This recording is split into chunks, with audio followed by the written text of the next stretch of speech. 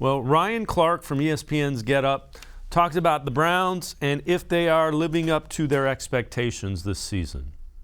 The Cleveland Browns, as constructed, cannot win. And coming into this season, we thought they could. Coming into this season, we thought they'd be better defensively, which they are when you have a guy like Myles Garrett. When you add to the back end, we also knew they could run the football. But this isn't a team that can win because of their quarterback. And we can say all we want. Everybody be like, oh, you guys are always piling on Baker. I'm not piling on Baker. Baker is piling on me. Baker is piling on the Cleveland Browns because he isn't making plays in critical football moments to allow this team to be better. And so when you think back to what we felt in the offseason about this roster top to bottom probably being second to the Tampa Bay Buccaneers, we are not seeing that. Weeks ago, Dan said this is a team that should be a number one seed or a high seed or Super Bowl contender that is average. And he's absolutely correct.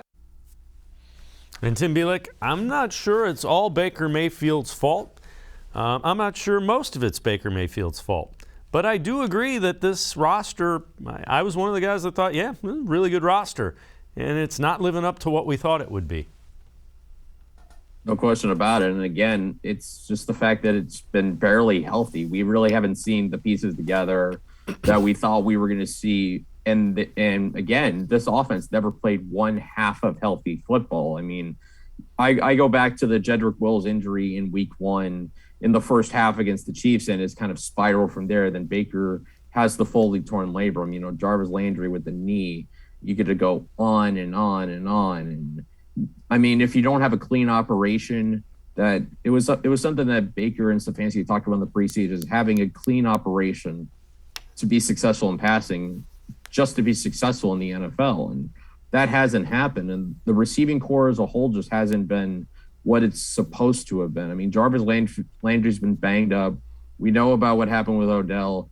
Donovan Peoples-Jones has taken steps forward, but I don't know if he's truly ready to be number one. And Anthony Schwartz was a guy that I thought we were only going to really see gimmick type of stuff like bubble screens and deep balls, because I thought he was very raw. So I thought, you know, you were going to have to, those guys were going to have to step up, and really they haven't had that kind of production.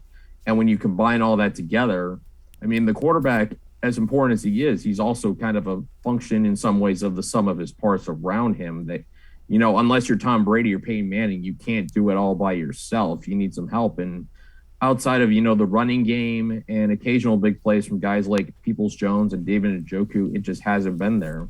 And that's going to need to be fixed in the offseason. Yeah, without question. There isn't a whole lot of separation when you look downfield to throw the football.